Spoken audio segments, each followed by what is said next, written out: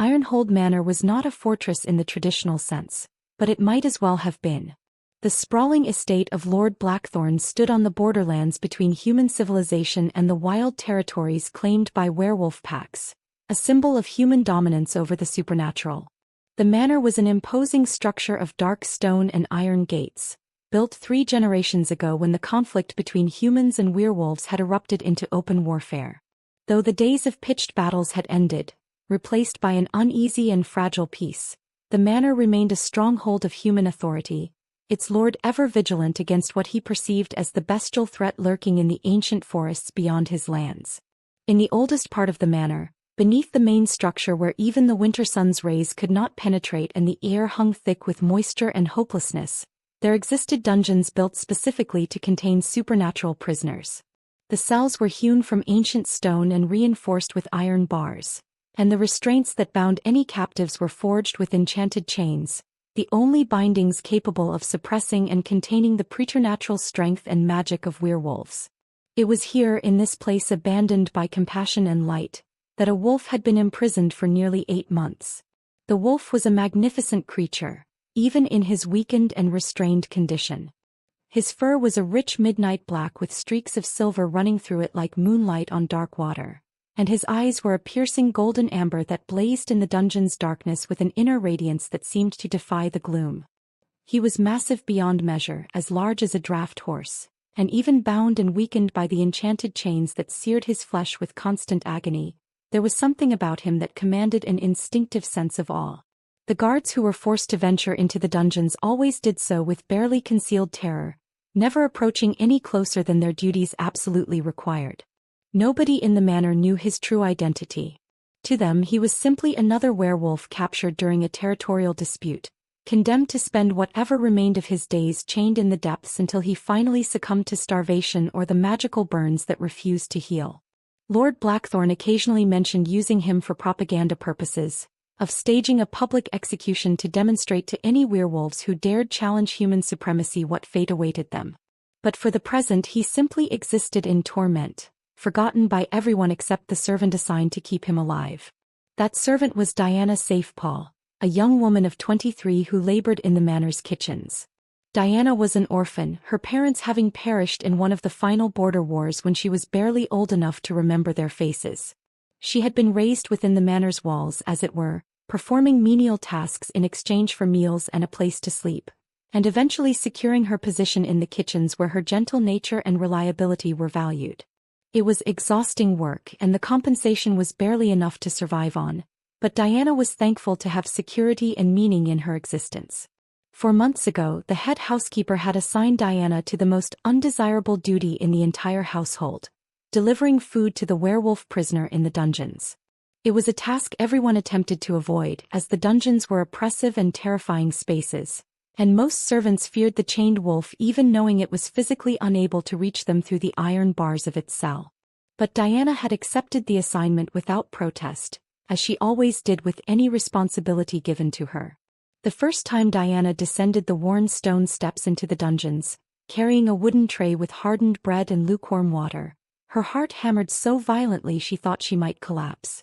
The tales she had absorbed about werewolves since childhood portrayed them as heartless abominations, savage creatures who slaughtered without mercy or remorse.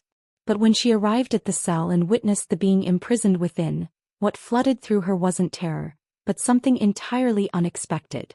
Pity. The wolf sprawled on the frigid stone floor, the enchanted chains binding his legs and throat visibly causing excruciating pain. Diana could see where the magical metal contacted his skin, leaving charred wounds that festered and never properly healed. He was clearly malnourished, his ribs protruding sharply through his fur, and his eyes, though still luminous, carried the profound weight of extended agony. Diana approached the bars tentatively, setting the tray on the ground where he could reach it as her instructions had specified. The wolf lifted his massive head to regard her, and for an extended moment their gazes locked.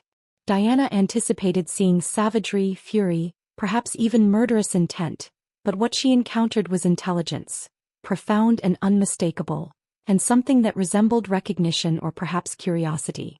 She retreated quickly, climbing the stairs back to the relative safety of the kitchen.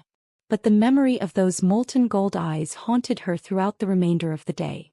There was something within them that seemed disturbingly human, and that realization troubled her in ways she couldn't articulate. In the days that followed, Diana made her daily journeys to the dungeons, always carrying the meager provisions she was given for the prisoner.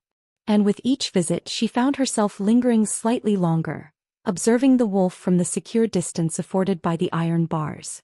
She began noticing details. How he consistently waited until she departed before consuming his food, as though he possessed too much dignity to display vulnerability in her presence. How he tracked her with those perceptive eyes, following her every gesture, but never producing threatening sounds or attempting to intimidate her. It was during the second week that Diana committed an act that could have resulted in severe punishment if anyone had discovered it. The rations designated for the werewolf prisoner were pitiful: bread too stale to serve to the manor's guards, water that sometimes appeared clouded with sediment. It was sustenance designed to maintain life but just barely. And Diana, witnessing how the wolf deteriorated visibly with each passing day, felt her conscience becoming unbearable. So she began smuggling additional food, a portion of meat from kitchen scraps, concealed beneath the bread. Fruit that was becoming too soft for serving the nobility, but remained perfectly edible.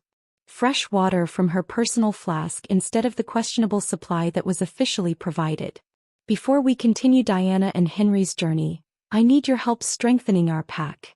If you're drawn to this tale of chains broken by compassion, howl your approval by hitting that like button. It helps this story reach others who need to hear it. Subscribe and join the pack so you never miss our next legend. And here's something I'm curious about. Drop a comment telling me where in the world you're watching from. Are you with us from the forests of North America, the highlands of Europe, or somewhere else entirely? Let's see how far our pack reaches across the globe. Now back to Diana and the chained wolf whose golden eyes are about to change everything. The second time Diana descended into the dungeons, she brought an extra piece of bread hidden in her apron pocket. It was nothing remarkable, just a heel from a fresh loaf that would have been thrown to the pigs anyway, but it was soft and warm, nothing like the rock-hard crust she'd been given to deliver. When she slid the tray through the bars, she added the bread quickly, glancing over her shoulder as though the shadows themselves might report her transgression. The wolf was watching her as he had been the moment she'd entered the corridor. Those golden eyes tracked her every movement with an awareness that sent shivers down her spine, not from fear, but from the uncanny certainty that he understood far more than any animal should. When he saw the extra bread, his ears pricked forward, and he tilted his massive head slightly as though questioning her choice. "Everyone deserves something better than stale crusts," Diana murmured, then immediately pressed her lips together.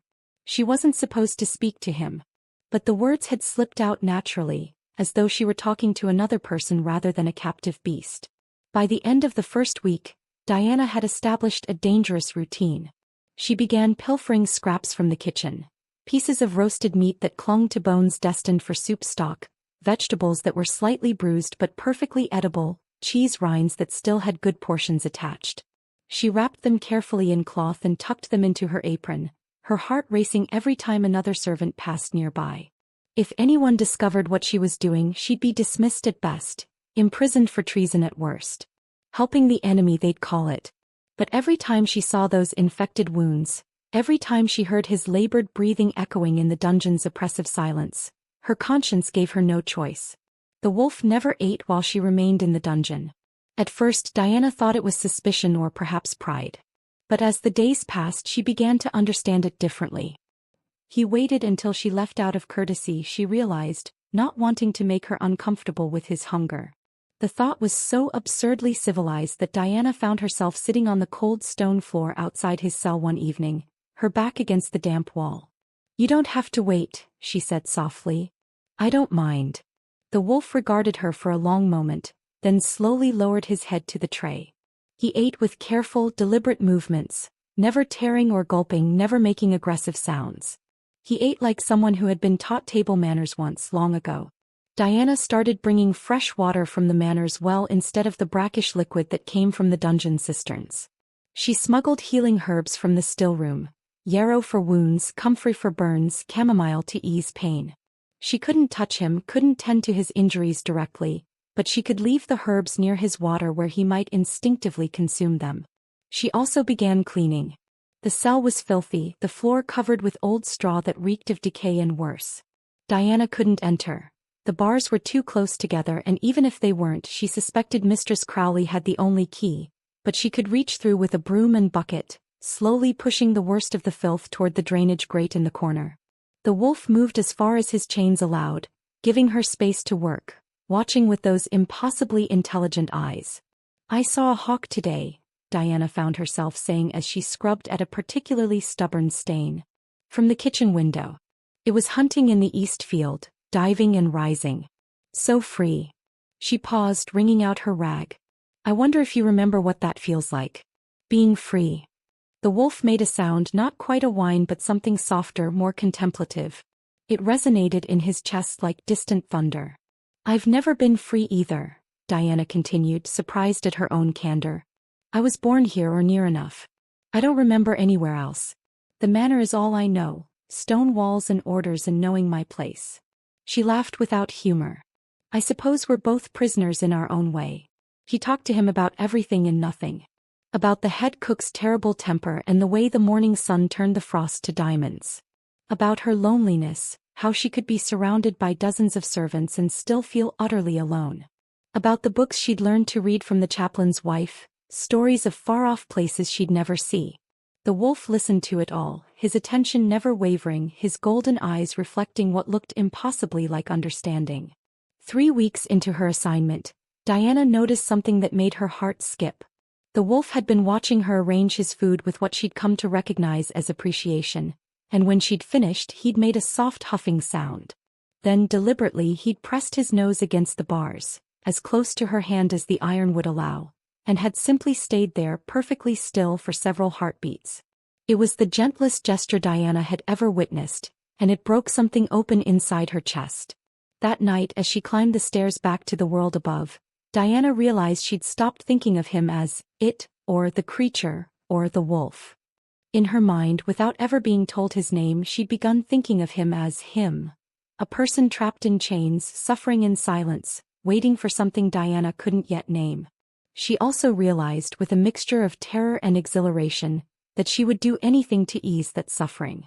Even if it cost her everything. The question that haunted her as she lay in her narrow servant's bed that night was simple and impossible.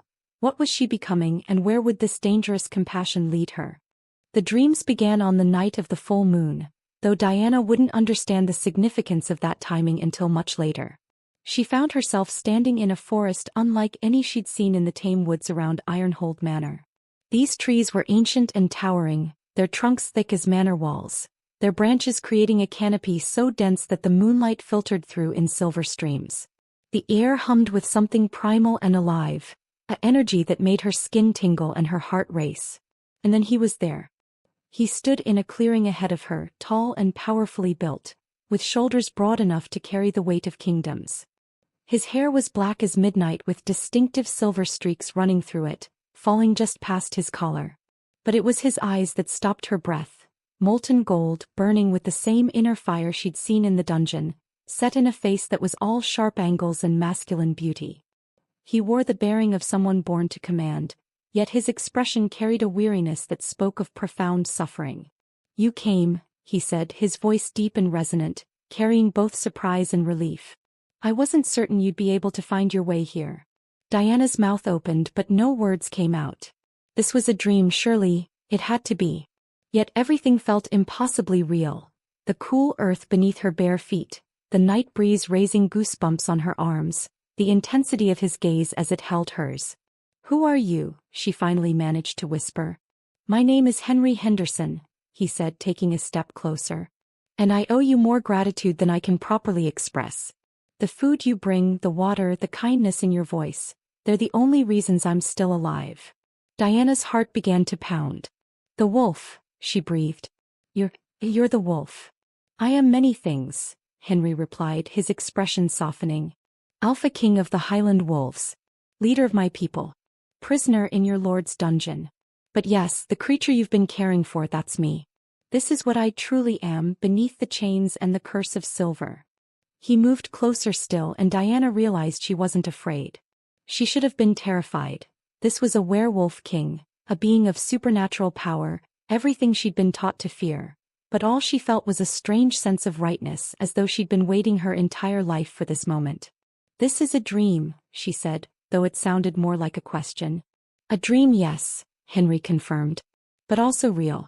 We're meeting in the space between consciousness and sleep, in a place where our souls can speak freely. Your compassion, Diana Safe-Paul, the fact that he knew her name sent shivers down her spine, has created a bridge between us. A bond that transcends the physical barriers keeping us apart." "I don't understand," Diana admitted, though something deep within her recognized the truth of his words. Henry's expression grew pained. "I was betrayed by someone I trusted, someone from my own pack. They sold me to human hunters who brought me here, to this place of chains and darkness. I've been imprisoned for 8 months, dying slowly, losing hope day by day." His golden eyes blazed with emotion. "And then you appeared. You with your gentle hands and softer heart. You looked at me and saw not a monster but a being worthy of mercy." "Anyone would have done the same," Diana protested weakly. "No," Henry said firmly. "They wouldn't have. They didn't. You were the first person in all these months to show me kindness. Your compassion is the only light in this darkness, Diana. You're saving me in ways you cannot yet comprehend." Diana felt tears pricking her eyes. "I wish I could do more. The chains, the wounds, they're killing you." "I know," Henry said quietly. "The silver and the enchantments are too strong. But your presence gives me strength. Your voice reminds me why I must survive." He reached out slowly, giving her time to retreat if she wished, and when she didn't move, his hand cupped her cheek with infinite gentleness. His touch was warm and solid and real. "Will you keep coming to me? Both in the dungeon and here in this place?" "Yes," Diana whispered without hesitation. "I promise." Henry's smile was beautiful and heartbreaking. "Then there may yet be hope for us both." The dream began to fade, the forest dissolving into mist, but Henry's voice followed her into waking. "Remember, Diana, what we share here is real. Trust what your heart knows to be true." Diana woke with a gasp, her hand pressed against her cheek where she could still feel the phantom warmth of his touch. Dawn light streamed through the small window of her servants' quarters, and for several moments she lay perfectly still, her heart racing, her mind reeling. It was just a dream, she told herself. An elaborate fantasy born from exhaustion and too much sympathy for her charge. Nothing more. But that evening, when she descended into the dungeons with his meal, Diana found herself testing the impossible. As she set down the tray, she said softly, "I had the strangest dream last night. About ancient forests and moonlight." The wolf's entire body went rigid. His golden eyes locked onto hers with an intensity that stole her breath, and slowly, deliberately, he inclined his great head in acknowledgement. Diana's hands began to tremble. "You were there," she whispered. "It wasn't just a dream. You were really there." The wolf, Henry, made a sound low in his throat, something between a whine and a rumble that somehow conveyed, "Yes, I was there, it was real, you finally understand." Diana sank to her knees on the cold stone floor, her mind struggling to accept what her heart already knew. The barrier between dreams and reality, between woman and wolf, between captive and free, it was dissolving, revealing something extraordinary and terrifying and wonderful. "Henry Henderson," she said aloud, testing his name on her lips. "Alpha King of the Highland Wolves." The wolf pressed himself against the bars as close as the chains would allow, his eyes blazing with desperate hope and something else. Something that looked dangerously like devotion. Diana reached out with shaking fingers and touched the tip of his nose where it protruded slightly through the iron bars. The contact sent a shock of warmth through her entire body, and she knew with absolute certainty that whatever had begun between them was far more powerful than either of them could have imagined. "What's happening to us?" she whispered. But she already knew the answer. They were binding themselves together, soul to soul, across every divide that should have kept them apart. And there would be no going back from this. Diana knew something was terribly wrong the moment she entered the dungeon corridor. The air reeked of sickness and infection, a putrid sweetness that made her stomach turn. Henry lay on his side, his breathing shallow and rapid, his magnificent coat matted with sweat and blood. The wounds where the enchanted chains touched his flesh had turned from angry red to a sickly greenish-black weeping fluid that stained the stone beneath him. "Henry," Diana breathed, dropping to her knees outside the bars. In her dreams the night before he'd been weaker, his golden eyes dimmed with fever, his voice hoarse as he'd warned her that the silver poisoning was spreading. She'd woken with tears on her cheeks and terror in her heart. Now seeing him in daylight, or what passed for light in this forsaken place, the reality was even worse than her nightmares. She ran back upstairs, her mind racing. She needed help, needed medicine, needed someone who knew how to treat supernatural beings. But when she burst into the kitchen and tried to explain, the other servants only laughed. "Worried about the beast, are you?" Cook sneered, her massive arms crossed over her chest. "Let it die, girl. One less monster in the world." "It's suffering," Diana pleaded. "The wounds are infected. If someone doesn't help, then it dies," the scullery maid interrupted with a cruel smile. "That's what happens to animals, Diana. They die. Maybe you've spent too long down there with it. Starting to think it's human?" Diana's hands clenched into fists, but she bit back her retort. These people would never understand. They couldn't see what she saw, couldn't feel what she felt. The bond between her and Henry thrummed with his pain, making her own chest ache with every labored breath he took. That night she made her decision. The manor's physician kept his supplies in a locked cabinet in the east wing. Diana had watched him open it countless times while delivering his meals, had memorized the way his fingers moved, the clicking of the mechanism. It took her 3 tries in the darkness before the lock gave way, and her hands shook as she gathered what she needed. Clean bandages, a bottle of strong spirits for cleaning wounds, needle and thread, a jar of honey that the physician swore by for preventing infection, and a small vial of laudanum for pain. She also took something else. A ring of keys hanging on a hook inside the cabinet, keys that opened every door in the manor. Including, she prayed, the dungeon cells. The descent into the dungeons felt different this time, weighted with purpose and fear. Diana's heart hammered against her ribs as she approached Henry's cell. He lifted his head weakly, his golden eyes clouded with fever, and made a questioning sound low in his throat. "I'm coming in," Diana whispered, her voice shaking as she tried key after key in the cell door. "I'm going to help you. I'm going to." The lock clicked open. "Please don't hurt me." Even through his fever, Henry's eyes widened with something that might have been alarm. He made a sound of protest, trying to pull himself away from the door, but the chains held him in place. Diana understood. He was trying to protect her, even now trying to put distance between them in case his control slipped. "I trust you," Diana said simply and pushed open the cell door. The stench of infection was overwhelming inside the cell. Diana had to breathe through her mouth to keep from gagging as she knelt beside Henry's massive form. Up close she could see how badly he'd deteriorated. His ribs showing sharply through his fur, his skin hot to the touch with fever, the wounds festering with poison that no natural healing could fight against the magic of the chains. "I'm so sorry," Diana whispered, tears already streaming down her face.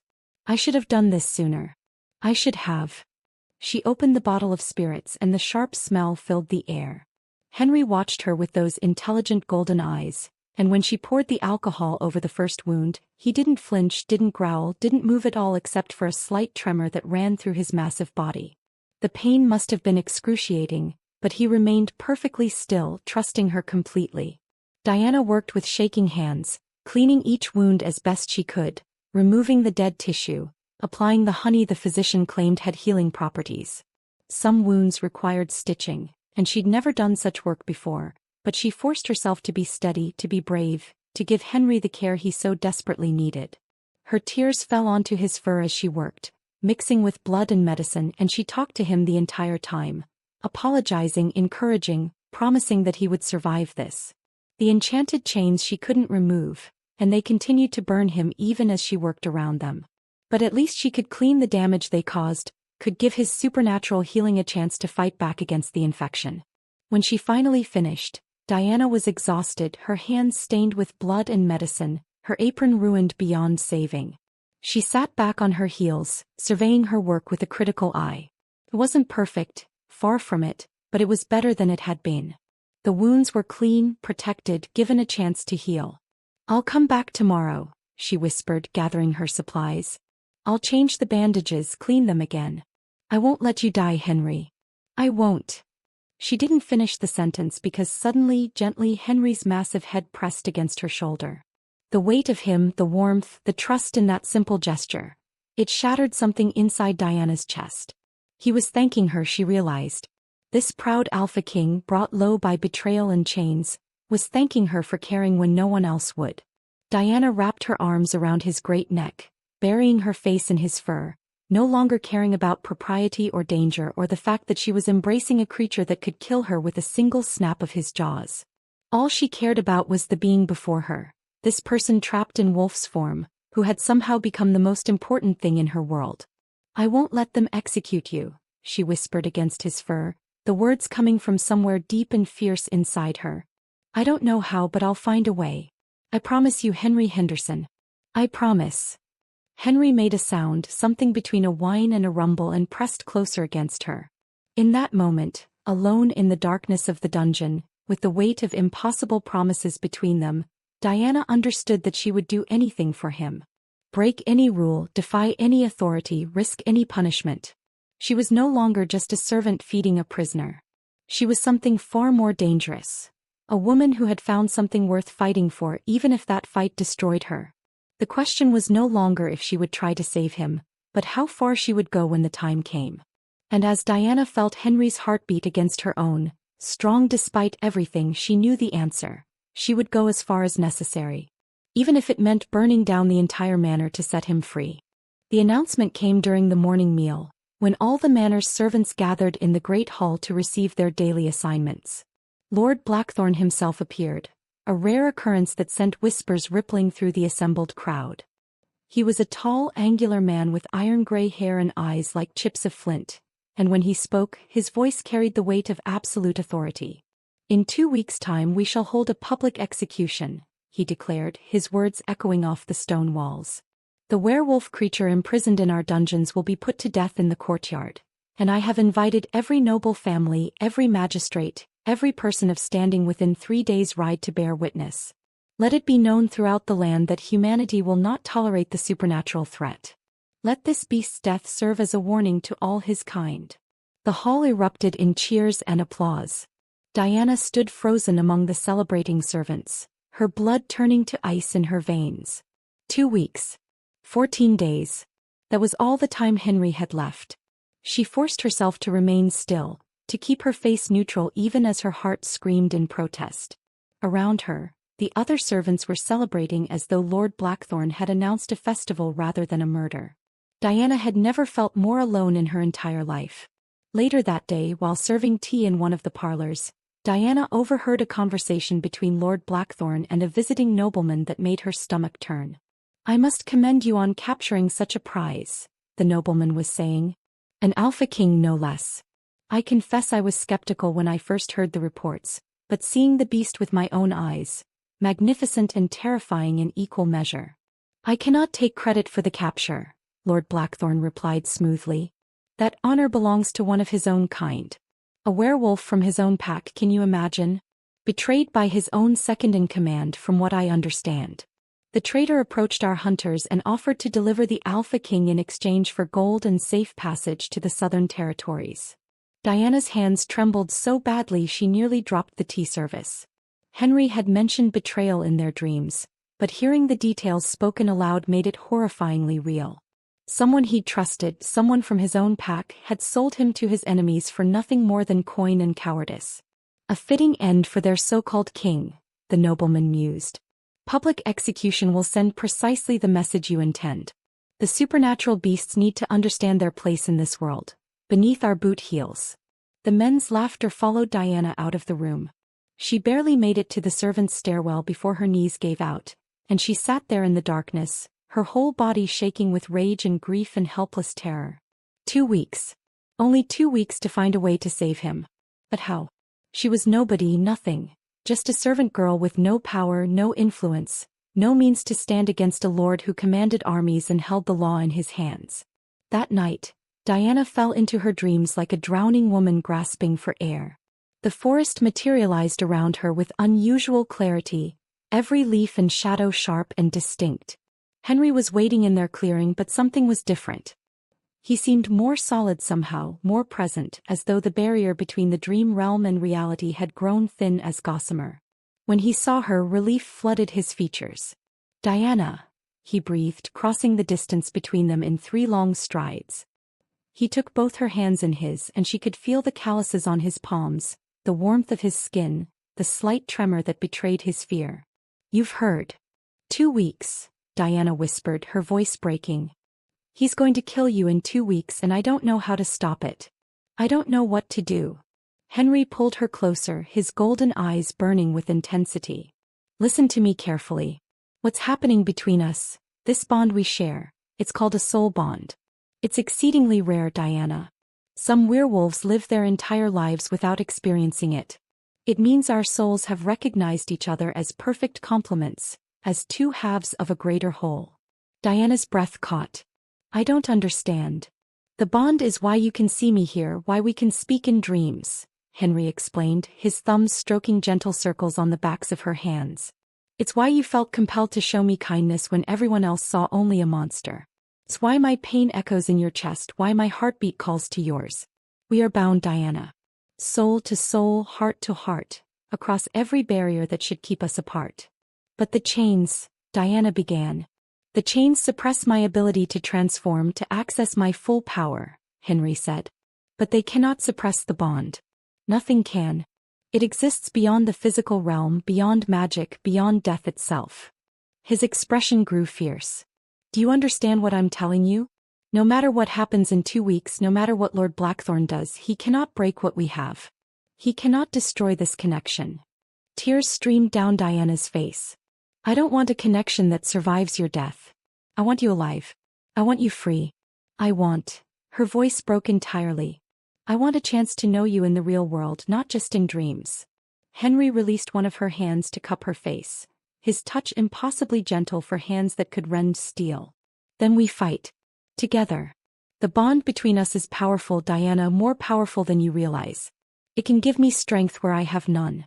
It can allow me to do things that should be impossible." "Like what?" Diana asked desperately. "Like transforming despite the chains," Henry said quietly. "If the bond is strong enough, if we're both willing to risk everything, I might be able to force a change. The silver and enchantments should make it impossible, but a soul bond can transcend such limitations. It would require both of us, Diana. Your courage and my will combined. It would be agonizing, possibly fatal, but it's the only chance we have." Diana's heart pounded. "Then we do it. We try."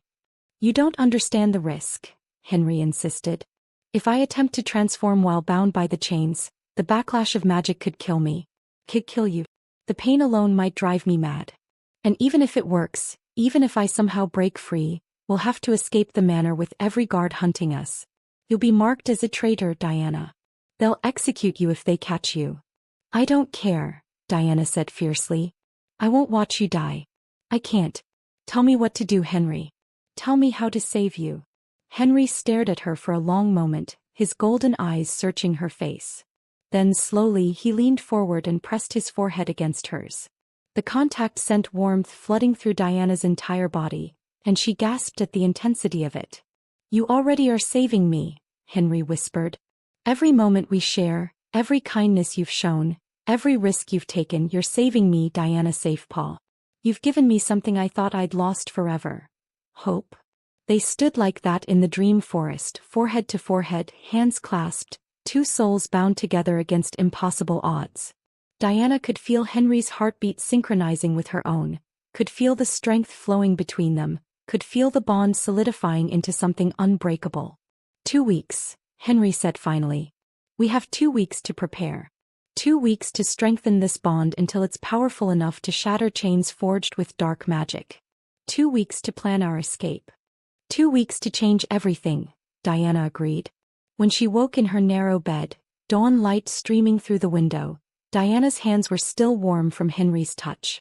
And pressed into her palm, impossible as it seemed, was a single silver hair, proof that their dreams were more than mere fantasy. She closed her fist around it, feeling it pulse with warmth against her skin, and made a silent vow. In 14 days she would either free Henry Henderson and flee with him into the unknown, or she would die trying. There would be no middle ground, no half measures, no retreat. The soul bond had changed her irrevocably, had shown her a truth she could no longer deny. She loved him. Loved him with a ferocity that terrified her, Loved him enough to betray everything she'd ever known. Loved him enough to burn the whole world down if that's what freedom required. 2 weeks until the execution. 2 weeks to save the man, the wolf, the king who had become her entire world. The countdown had begun.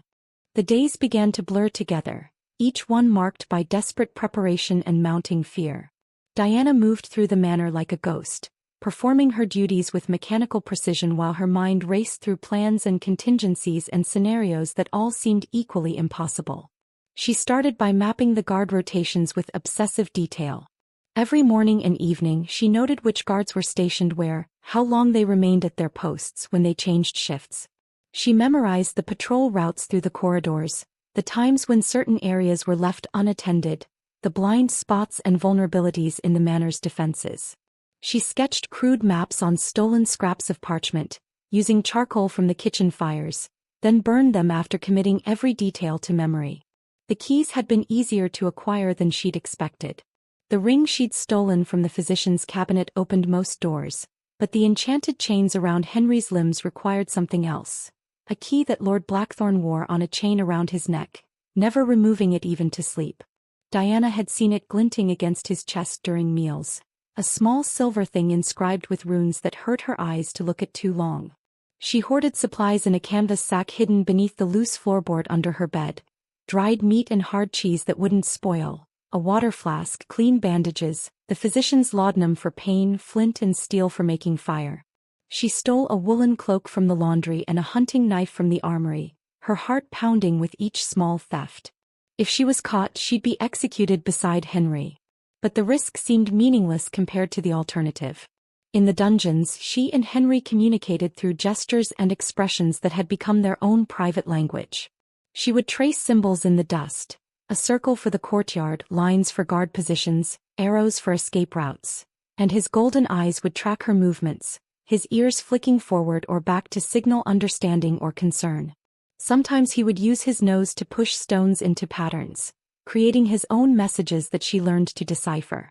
But all their planning crashed against one immovable obstacle: the chains themselves. Diana had tried everything. She'd attempted to pick the locks with stolen tools, but the mechanisms were sealed with magic that burned her fingers when she touched them. She'd considered trying to steal Lord Blackthorn's key, but the man was never alone, never vulnerable, and Diana knew she'd never get close enough. She'd even researched whether there were herbs or potions that could dissolve enchanted metal, but the manor's small library offered no answers. In her dreams, Henry's frustration matched her own. "The chains are bound by blood magic," he explained one night as they sat together in their forest clearing. He looked exhausted, the strain of maintaining the dream connection showing in the shadows under his eyes. "They were forged specifically to hold werewolves, commissioned by your lord from a dark witch who demanded payment in pain and suffering. They cannot be picked, cannot be broken by conventional means." "There has to be a way," Diana insisted, her hands clenched into fists. "Some weakness, some vulnerability." "There is," Henry said quietly. "The bond." Diana went still. "What do you mean?" Henry took her hands, his grip firm and warm. "I told you before that a soul bond can transcend normal limitations. The magic in these chains is powerful, but it's external, imposed from without. The bond between us is internal, fundamental, woven into the very fabric of our beings. If the connection is strong enough, if we can channel its full power, I believe I can force a transformation that will shatter the chains from the inside." "You said it could kill you," Diana whispered. "It could kill both of us," Henry corrected gently. "The chains are designed to prevent transformation. Fighting against that prohibition while silver burns through my veins and dark magic tries to crush my will, it will be like trying to breathe while drowning. The pain will be beyond anything I've ever experienced. And you'll feel it too, Diana. Through the bond you'll feel every moment of my agony. The shock alone could stop your heart." Diana's throat tightened. "And if we don't try? Then I die on schedule in 8 days and you watch it happen." Henry's golden eyes blazed with fierce determination. "But I refuse to accept that fate. I refuse to let them make you witness my execution. I refuse to die in chains when there's even the slightest chance of freedom." "Then we try," Diana said, matching his fierce tone with her own. "We use the bond. We break the chains." "Diana." "No," she interrupted. Don't try to protect me from this choice. You said we're bound soul to soul. That means we face this together whatever the cost. I won't abandon you to die alone, Henry. I can't. Henry studied her face for a long moment, and she saw the war playing out behind his eyes. His instinct to protect her battling against his desperate need for her help, his love for her conflicting with his fear of causing her harm. Finally, he nodded slowly. Then we need to strengthen the bond as much as possible before the execution, he said. Every moment we spend together, in dreams and in the dungeon, reinforces the connection. Every touch, every shared thought, every heartbeat we synchronize, it all adds to the power we can channel. Tell me what to do, Diana urged. Over the next several nights, Henry taught her meditation techniques that werewolves use to center their minds and access their inner strength. He guided her through visualizations where she imagined their bond as a golden thread connecting their hearts, growing brighter and stronger with each breath. In the dungeon, she would sit outside his cell with her hand pressed against the bars, her palm touching his through the iron, and they would breathe together until their hearts beat as one. The bond grew stronger with each passing day, until Diana could sense Henry's presence even when she was far from the dungeon. She knew when he was sleeping, when pain flared through his wounds, when hope and fear warred in his chest. She dreamed his memories, saw glimpses of his life before capture, his packlands covered in snow, his people looking to him for leadership and protection. And he, she knew, experienced her memories too, her lonely childhood, her quiet suffering, her gradual awakening to the possibility that life could be more than mere survival. But time was running out. With each sunset, the execution drew closer, and Diana's desperation grew more acute. On the 6th night, she descended to the dungeon carrying her hidden sack of supplies. Tomorrow she would need to scout the final escape route. The day after that, she'd need to prepare provisions for a journey through hostile territory. And then, on the night before the execution, they would make their attempt. I'm afraid, Diana admitted quietly, kneeling beside Henry's prone form. He'd been conserving his strength, eating everything she brought him, letting his supernatural healing work on the wounds she'd treated. He looked slightly better than he had 2 weeks ago, but still far too weak for what they were about to attempt. Henry pressed his massive head against the bars where her hand rested. Through the bond, she felt his response as clearly as spoken words. I'm afraid too. But I'm more afraid of losing you than I am of death. Diana closed her eyes, tears streaming down her face. If this works, if we escape, what then? Where do we go? In her mind, Henry's voice was soft and warm. North to my lands. To my pack. Where you'll be safe. Where we both will be safe. And if it doesn't work? Diana whispered. Then we die together, Henry answered simply. And that's still better than living apart. Diana opened her eyes and found him watching her with those golden eyes that had become her entire world. She reached through the bars, ignoring the way the iron scraped her arm, and touched his face with trembling fingers. 2 more days, she said, her voice steady despite her fear. 2 more days, and then we either break these chains or we die trying. Henry leaned into her touch, and through the bond she felt his love for her, fierce and protective and absolutely unshakable. It gave her courage she hadn't known she possessed. 2 more days until the impossible became necessary. 2 more days until she would either lose everything or gain a freedom she'd never dared imagine. Diana returned to her quarters that night and didn't sleep. Instead, she sat by her window watching the moon rise, feeling Henry's heartbeat echoing in her chest, and preparing herself for the most dangerous gamble of her life. The chains would break or they would die. There would be no other outcome. And as Diana touched the silver hair Henry had left in her palm, the one that had somehow crossed from dreams into reality, she made peace with that truth. Freedom or death. Together, always together. That was the promise the bond demanded, and Diana would honor it no matter what came next. The night before the execution, Diana descended into the dungeons for what might be the last time. The canvas sack was slung across her shoulder, heavy with supplies for their escape. Her stolen knife was hidden in her boot. The physician's keys jangled softly in her pocket, useless for what truly needed to be unlocked but a comfort nonetheless.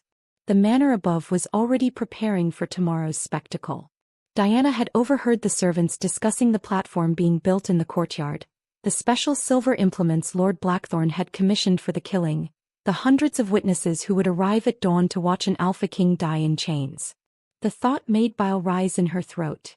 Henry was waiting for her, and when their eyes met through the bars, Diana saw her own fear and determination reflected in molten gold. This was it. Their final chance.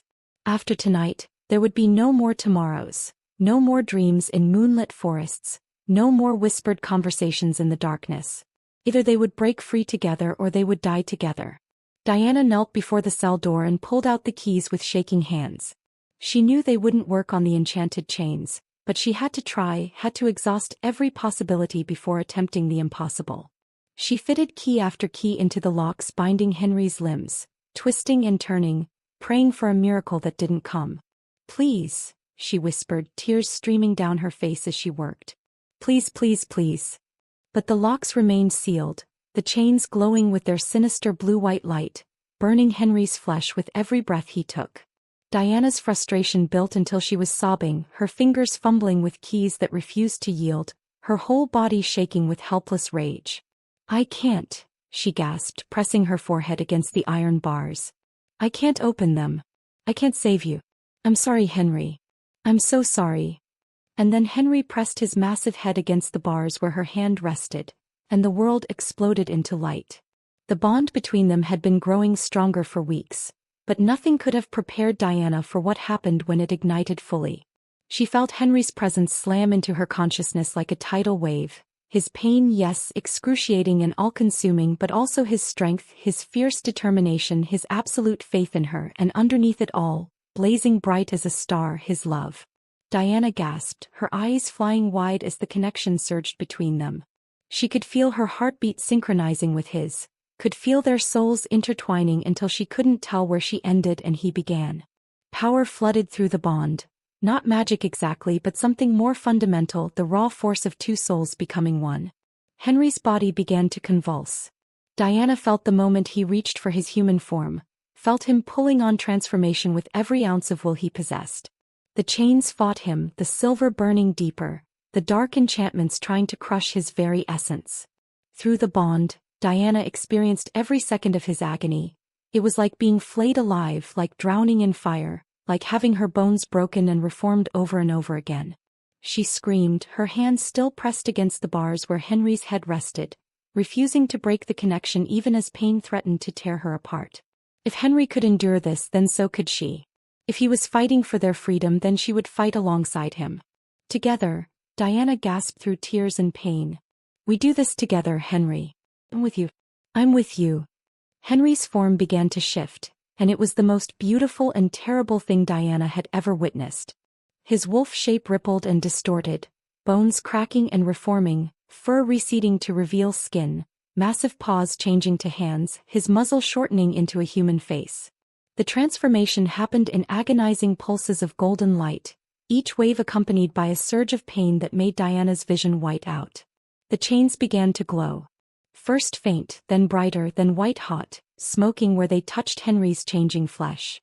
The enchantments were fighting back, trying to force him to remain wolf, to remain bound, to remain captive. But the bond was stronger. Their combined will was stronger. Diana poured everything she had into the connection. Every moment of compassion she'd shown him, every kindness, every touch, every word of comfort. She gave him her courage, her hope, her absolute refusal to let him die. She gave him her love, pure and unconditional and fierce enough to burn down the world. And Henry, caught between wolf and man, chained and burning, gave her everything in return. The transformation reached its crescendo. Henry threw back his head and released a sound that was half howl, half roar, a primal cry of defiance that shook the very stones of the dungeon. The golden light surrounding him blazed so bright Diana had to shield her eyes, and the chains, those cursed enchanted chains, began to crack. The sound was like thunder, like breaking crystal, like the world itself splitting apart. The metal glowed white-hot, then orange, then red, fractures spreading across each link like lightning through storm clouds. The runes inscribed on them flared once, twice, fighting to maintain their hold. And then they shattered. The explosion of magical energy threw Diana backward.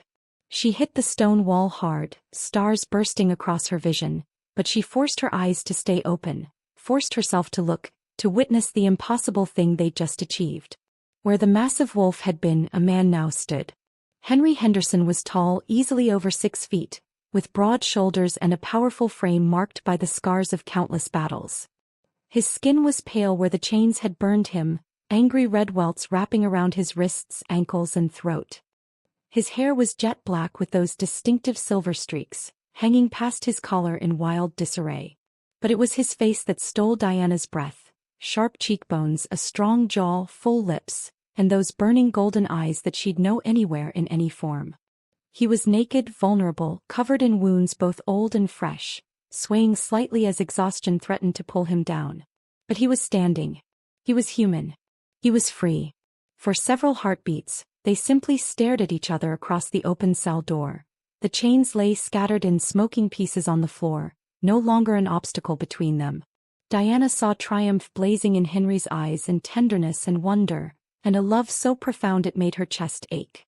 "Diana," Henry rasped, his voice rough from months of disuse, speaking her name aloud for the first time in the waking world. Just one word, but it held everything: gratitude and devotion and promises of forever. Diana launched herself forward, crossing the distance between them in 3 running steps. Henry caught her, his arms closing around her with desperate strength, and they collided in an embrace that felt like coming home.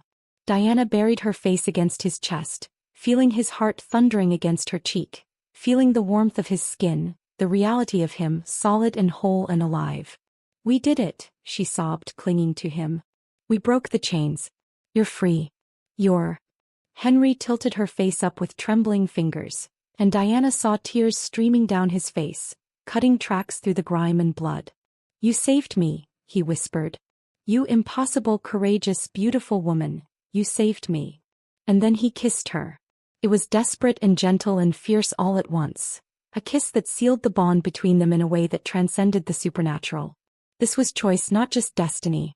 This was love, freely given and received. This was 2 people who had fought impossible odds and won, celebrating their victory in the oldest way known to humanity. When they finally broke apart, both breathing hard, Henry rested his forehead against hers. "We have to go," he said urgently. "The explosion will have alerted the guards. We have minutes at most before." Shouting erupted from the stairwell above. The thunder of boots on stone. Angry voices demanding to know what had happened. Henry's eyes hardened, his expression shifting from tender to dangerous in a heartbeat. He straightened, pulling Diana behind him protectively, and she saw the Alpha King emerge fully. The leader of wolves, the warrior, the predator who had survived 8 months of torment and emerged unbroken. "Stay behind me," he ordered, his voice carrying absolute authority. "No matter what happens, Diana, you stay behind me." Diana grabbed her canvas sack and pressed the stolen knife into Henry's hand. He looked at it, then at her, and something like fierce joy crossed his face. "Together," Diana said firmly, echoing the promise that had broken his chains. "We face this together." Henry's smile was beautiful and terrifying. "Together," he agreed. The guards were coming. The alarm would be spreading through the manor. Lord Blackthorn would be roused from his bed, furious and calling for blood. Every exit would be watched, every escape route blocked. But Diana and Henry had something no one had counted on. They had each other, they had a bond forged in suffering and sealed in love, and they had absolutely nothing left to lose.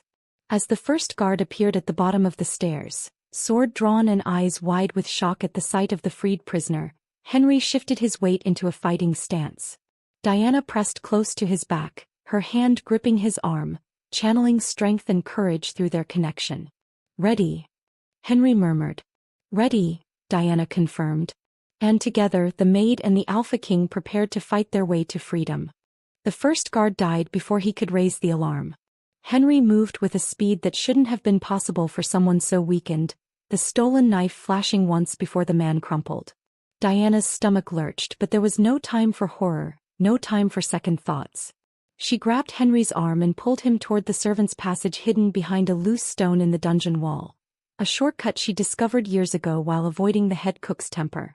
"This way," she whispered urgently, pressing the stone mechanism. The wall swung inward with a groan, revealing a narrow tunnel that smelled of mold and ancient secrets. "It leads to the kitchen cellars. We can reach the east wing without." Shouts erupted from above. Heavy footsteps thundered through the corridors. Lord Blackthorn's voice bellowed orders, promising gold to whoever recaptured the prisoner and death to anyone who let him escape. Henry ducked into the passage, having to bend almost double to fit his frame through the opening. Diana followed, pulling the stone closed behind them just as more guards pounded down the stairs. They moved through darkness, Diana's hand clasped in Henry's, her knowledge of the manor's hidden arteries guiding them through the labyrinth. They emerged in the wine cellar, startling a young servant boy who took one look at Henry, still naked, covered in blood and scars, golden eyes blazing in the lamplight, and fled screaming. Diana cursed, knowing they had seconds at most. She grabbed a stored cloak and threw it at Henry, then led him through the kitchen, blessedly empty at this late hour, and out the delivery entrance that opened onto the manor's east gardens. Cold night air hit them like a slap. Diana could hear organized chaos erupting throughout Ironhold Manor. Bells ringing, dogs barking, torches being lit as guards mobilized. But they had precious minutes of confusion before the search became coordinated. "The forest," Henry rasped, his voice still rough. "We need cover distance." His legs buckled. Diana caught him as best she could, staggering under his weight. The transformation had cost him everything, and he was running on pure will and adrenaline. "You need to shift," Diana said urgently. "You're stronger in wolf form. You can run faster." "Not yet," Henry ground out, fighting to stay upright. "Too soon. Need to recover." "Need." An arrow thudded into the wall beside them. Guards were emerging from the manor's main entrance, crossbows raised, Lord Blackthorn striding behind them with murder in his eyes. Henry's body rippled. The shift happened faster this time, less agonizing now that the chains weren't fighting him. Between one breath and the next, the man became wolf, massive and powerful despite his wounds, silver-streaked fur gleaming in the moonlight. He crouched low, and Diana understood immediately. She climbed onto his back, her fingers twisting in his fur, and Henry launched forward into a run that ate up ground with terrifying speed. Arrows whistled past them. Diana pressed herself flat against Henry's back, feeling his muscles bunch and release beneath her, feeling his heart hammering with exertion. They crashed through the manicured gardens and plunged into the wild forest beyond, darkness swallowing them whole.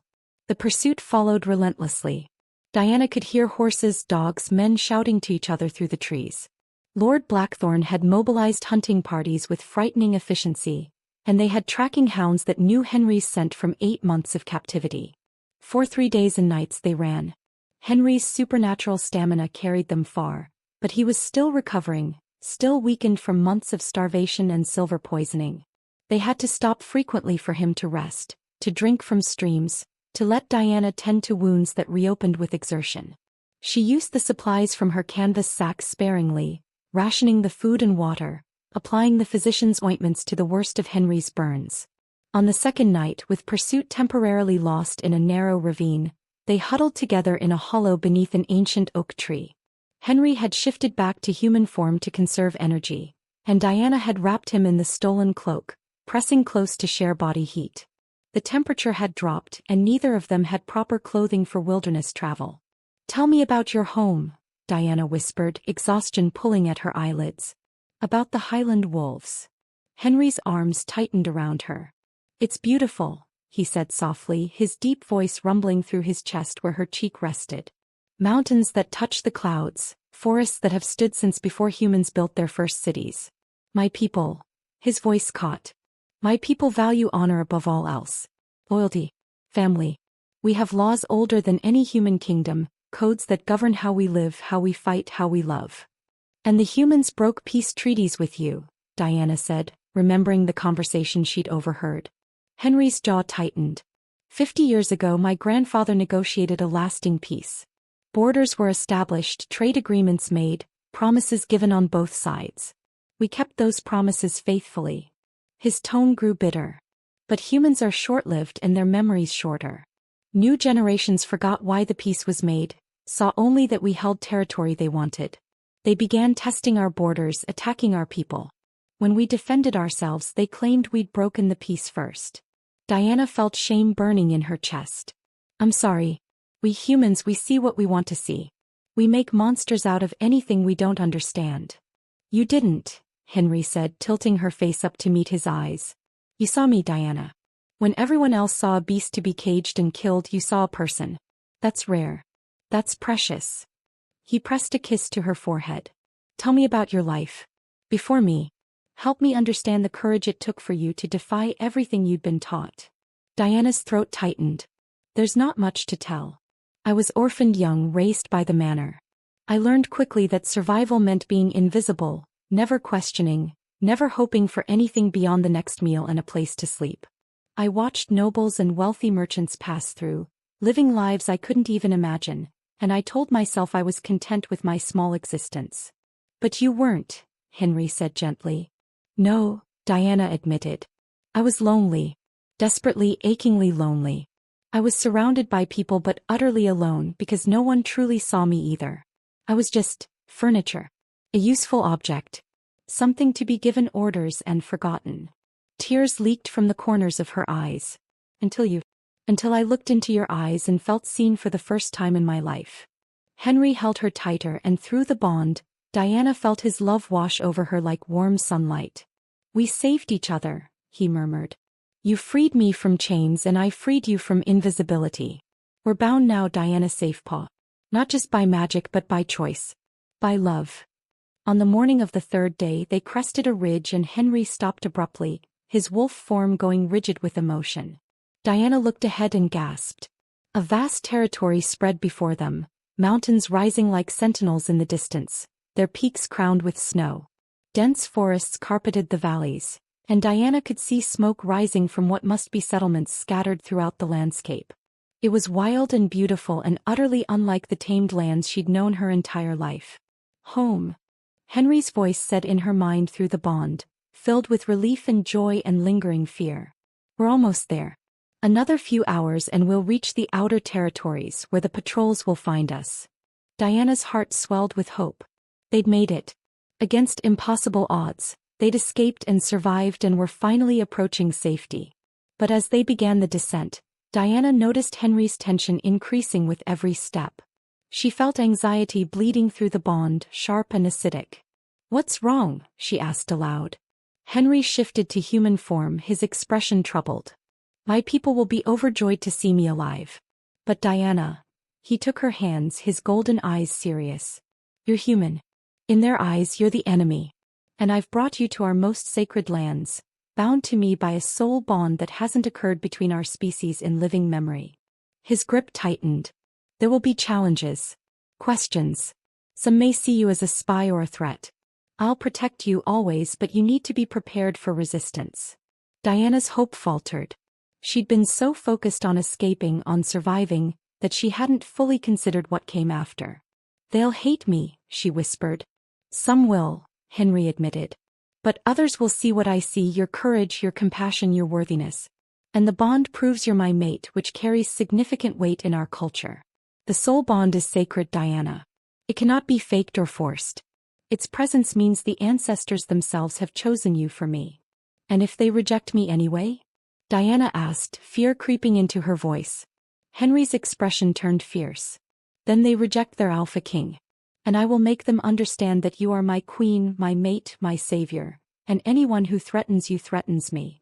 Before Diana could respond, a howl split the air, long and complex, clearly a communication.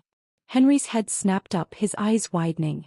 More howls answered from different directions, forming a pattern that Diana couldn't decipher but that made Henry's entire body tense. The border patrol, he said. They found our scent. They're coming. Within minutes, wolves emerged from the forest around them. 6 massive creatures, all nearly as large as Henry, their eyes glowing various shades of amber and green. They surrounded Diana and Henry in a loose circle, their postures wary but not immediately hostile. One wolf, slightly larger than the others with fur the color of rust, shifted into a tall, muscular woman with sharp features and suspicious eyes. She stared at Henry for a long moment, shock and relief warring on her face. "Pi King," she breathed, dropping to one knee. The other wolves followed suit, bowing their heads in submission and respect. Henry straightened to his full height, and Diana saw the Alpha King fully emerge. The leader his people needed, commanding and powerful despite his wounds. "Captain Frost," he acknowledged. "It's good to see friendly faces." "We thought you dead, my lord," the woman said, her voice thick with emotion. 8 months with no word, no trace. Her eyes cut to Diana and her expression hardened. And you've brought a human to our lands. A human who reeks of that cursed manor where... This human, Henry interrupted, his voice carrying absolute authority, is Diana Safepaw, my soul-bonded mate. The woman who saved my life, broke my chains and risked everything to free me. He moved to stand beside Diana, taking her hand in his. She is under my protection and will be accorded every honor due a Luna Queen. The silence that followed was deafening. Captain Frost's eyes went wide with shock, and the other wolves shifted nervously, uncertain how to process this information. Finally, Captain Frost spoke, her voice carefully neutral. That is unprecedented, my lord. The council will need to. The council will accept my mate, Henry said flatly. The soul bond is proof enough of her worthiness. Now my people need to know their king has returned. And Diana needs food, proper clothing and a safe place to rest. His golden eyes flashed with warning. Any who challenge this will answer to me personally. Captain Frost held his gaze for a moment, then bowed her head. As you command, my king. We'll escort you to the stronghold immediately. As the patrol formed up around them, some in wolf form, some human, Diana felt the weight of suspicious stares and uncertain futures pressing down on her. She'd escaped one prison only to enter another kind of unknown, a world where she was the outsider, the enemy, the human who shouldn't be trusted. But Henry's hand remained steady in hers, and through the bond she felt his unwavering determination. He would protect her. He would fight for their right to be together. He would make his people see what he saw. The question that haunted Diana as they walked toward Henry's homeland was simple and terrifying. Would his love for her be enough to bridge the divide between their peoples? Or had she traded the chains of servitude for the chains of prejudice, with no escape possible this time? Only the days ahead would tell. The Highland Wolf stronghold rose from the mountainside like something carved by ancient gods, a fortress of stone and timber that seemed to grow organically from the cliffs themselves. As they approached, wolves began emerging from every direction, their howls of joy and disbelief echoing through the valleys. Henry Henderson, their alpha king, had returned from the dead. Diana had never seen so many werewolves in one place. They lined the path in both human and wolf forms, hundreds of them, their eyes tracking her with mixtures of curiosity, suspicion, and outright hostility. She walked beside Henry with her head held high, refusing to show the fear churning in her stomach. She'd faced down Lord Blackthorn's guards and survived 3 days in the wilderness. She could survive this too. The great hall was magnificent, soaring timber beams, tapestries depicting ancient battles, a throne of carved oak that commanded the room. Henry's council was already assembled when they entered, 6 elder wolves who served as advisors and representatives of the major packs. Their expressions ranged from relieved to troubled as they took in their returned king and his controversial companion. "My king," the eldest counselor said, a white-haired man with scars crisscrossing his weathered face. "We rejoice at your return. But we must address the matter of..." His gaze cut to Diana. "The human. Diana Safepaw is my soul-bonded mate," Henry said, his voice carrying absolute authority. "The bond is genuine and undeniable. She will be recognized as Luna Queen." The hall erupted in chaos. Voices raised in protest, shock, outrage. A younger counselor slammed his fist on the table. "A human? As our Luna Queen? My lord, this is madness. The soul bond may be real, but that doesn't erase centuries of betrayal, of broken treaties, of human treachery." "It was a human who saved my life," Henry countered, his golden eyes blazing. "While one of my own pack, sold me to human hunters for gold. Perhaps we should examine our assumptions about where true loyalty lies." The room went deathly silent. Diana felt the shock ripple through the assembled wolves, saw understanding dawn on several faces. Henry had just revealed the traitor's existence, and the implications were staggering. "Who?" Captain Frost demanded, her voice sharp as broken glass. "Who betrayed you, my king?" Henry's expression turned cold and terrible. "Marcus Greyfong. My second in command. The wolf I trusted with my life." He looked at each council member in turn. "He orchestrated my capture, sold me to Lord Blackthorn's hunters, and has spent 8 months spreading lies about my death while positioning himself to claim leadership of our people." As if summoned by his name, a tall wolf with dark fur and cruel eyes pushed through the crowd. Marcus Greyfong wore the confidence of someone who'd thought himself untouchable, but Diana saw the flash of fear when he realized Henry was truly alive and free. "Pai King," Marcus said smoothly, recovering quickly. "What joy to see you returned. We'd feared the worst." "Save your lies," Henry snarled, and the alpha power in his voice made every wolf in the hall bare their throats in instinctive submission, every wolf except Marcus.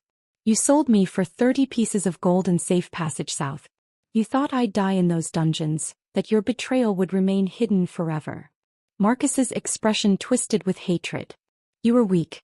Too soft on the humans, too willing to negotiate when we should have been taking back what's ours by force. I did what was necessary." He never finished the sentence. Henry moved with supernatural speed, crossing the distance and striking Marcus with enough force to send him crashing into the stone wall. The traitor crumpled and Henry stood over him, power radiating from every line of his body. "For the crime of treason, for betraying your Alpha King and your people, I strip you of pack name and protection. You are cast out, Marcus Greyfong. You are nothing. You are no one. And if you ever set foot in Highland Wolf territory again, you will be killed on sight." 2 guards dragged Marcus away, still unconscious. The hall remained silent, processing the swift justice they'd witnessed. Then slowly wolves began dropping to one knee, pledging their loyalty anew to the king who had survived the impossible and returned to them. But the elderly counselor's voice cut through the moment. "The traitor has been dealt with, and for that we are grateful. But the question remains, can we truly accept a human as our Luna Queen? The bond may be real, but Diana Safepaw has not proven herself to our people." "Then let me prove myself," Diana said, her voice quiet but steady. Every eye in the hall turned to her, and she felt the weight of their judgment like physical pressure. "I understand your suspicion. I am human, raised in a world that taught me to fear and hate your kind. But I learned differently. I learned that compassion transcends species, that kindness can break chains stronger than any metal." She stepped forward, away from Henry's protective presence, standing alone before the council. "I didn't save Henry because of a bond. I saved him because it was right. Because he was suffering and I had the power to ease that suffering even at great risk to myself. The bond came later, born from those choices." She met each counselor's gaze in turn. "I can't change what I am.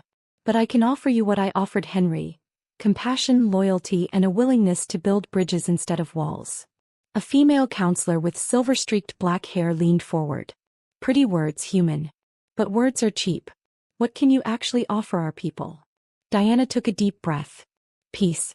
Real peace, not the broken treaties of the past. I know how humans think, how they fear, how they can be reached. I can be a voice for understanding, a living proof that our peoples don't have to be enemies. I can," her voice caught with emotion. "I can teach both sides to see each other as Henry and I learned to see each other. Not as monsters or threats, but as people deserving of respect and mercy." The hall was silent for a long moment.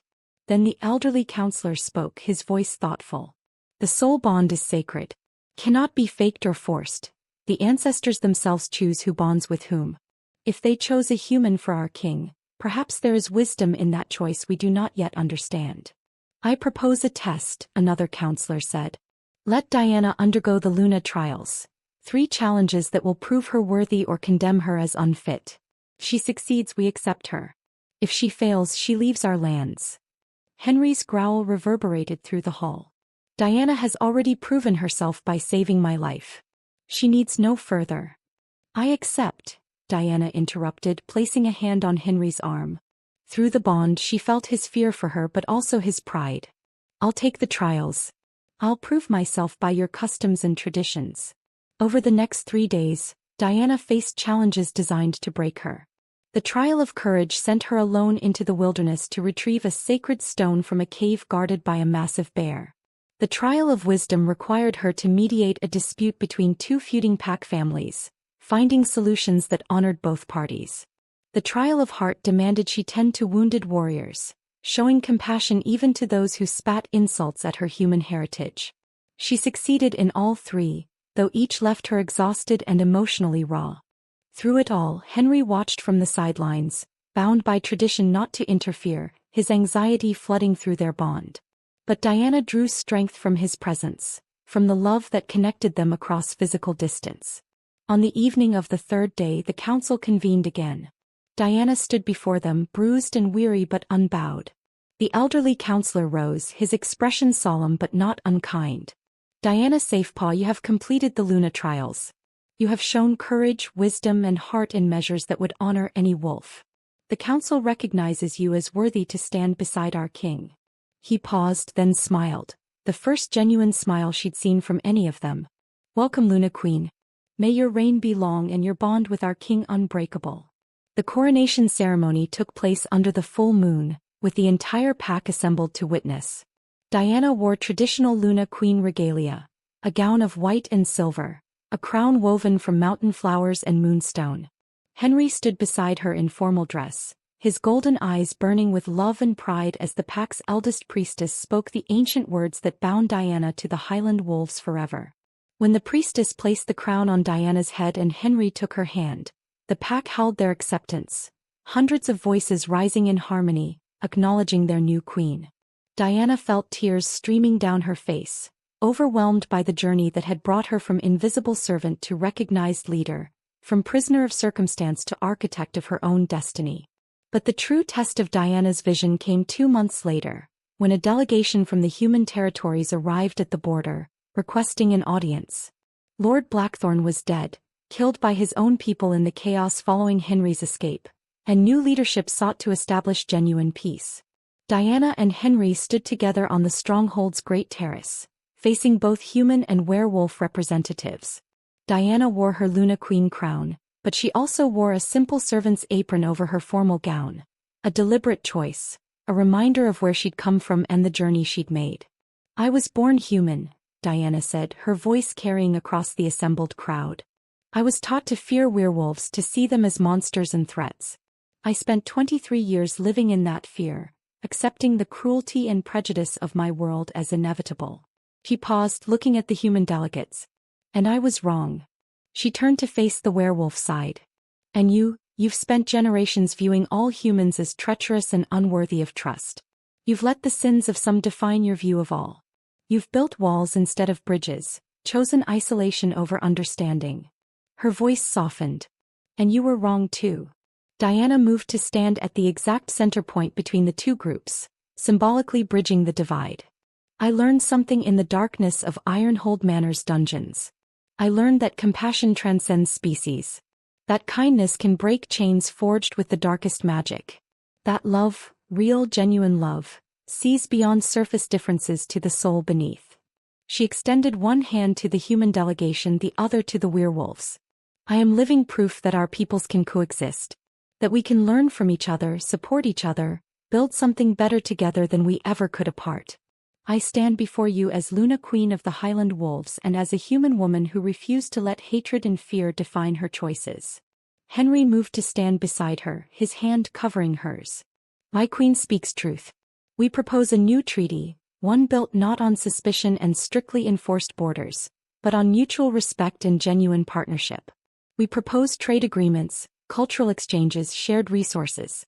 We propose to end the cycle of violence and betrayal that has defined our peoples for too long. The elderly human delegate, a woman with white hair and sharp eyes, stepped forward. And if we refuse? If we choose to maintain the old boundaries? Then you choose continued conflict, Diana said simply. You choose to waste resources on militarized borders instead of prosperity. You choose to teach your children that an entire species is their enemy, guaranteeing that the next generation will inherit your wars. She held the woman's gaze. Or you can choose what I chose. To see beyond what you've been taught, to extend compassion even when it's difficult, to believe that change is possible. Silence stretched across the terrace. Then the human delegate smiled, slow and genuine. You were a servant in Lord Blackthorn's manor. I remember you. Quiet little thing always trying to be invisible. Her expression turned thoughtful. Look at you now. A queen. An advocate for peace. A bridge between worlds. She turned to her fellow delegates.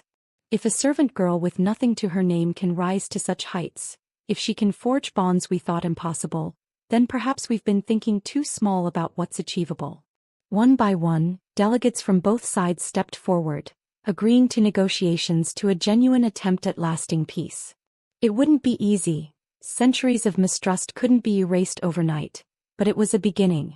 A foundation built on the simple truth Diana had lived, that kindness and compassion were stronger than any chain, any prejudice, any fear.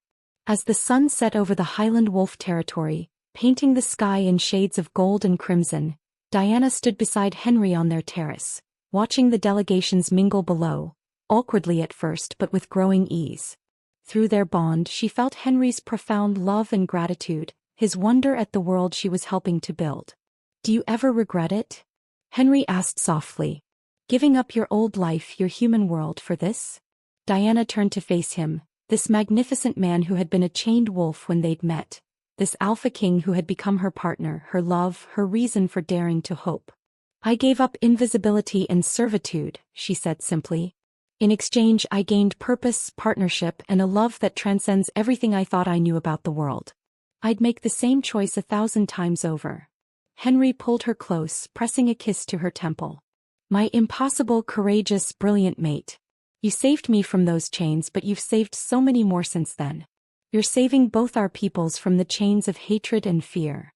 Diana smiled, leaning into his embrace, feeling the steady beat of his heart against hers. She thought about the girl she'd been, invisible, lonely, accepting cruelty as normal.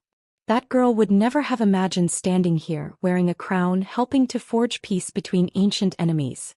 But that girl had made one choice. One simple choice to show compassion to a suffering creature in a dungeon, and that choice had changed everything. As the moon rose over the stronghold and their people celebrated below, Diana Safepaw Henderson, Luna Queen of the Highland Wolves and Bridge Between Worlds, understood the profound truth she would spend the rest of her life teaching. That every small act of kindness matters, that compassion is never wasted, and that love, true, fierce, unshakable love, can break any chain and build bridges across any divide. Her journey from Invisible Maid to Luna Queen was complete. But the real work, the work of building lasting peace, of teaching both species to see each other truly, was just beginning. And Diana was ready. The chains have shattered. The Alpha King has risen. Diana Safepaw is now Luna Queen, Bridge Between Worlds. But the moon rises on new tales and the pack never sleeps. My next video is calling to you. Another story of impossible bonds, fierce loyalty, and the kind of love that defies every rule. Click now and let the journey continue.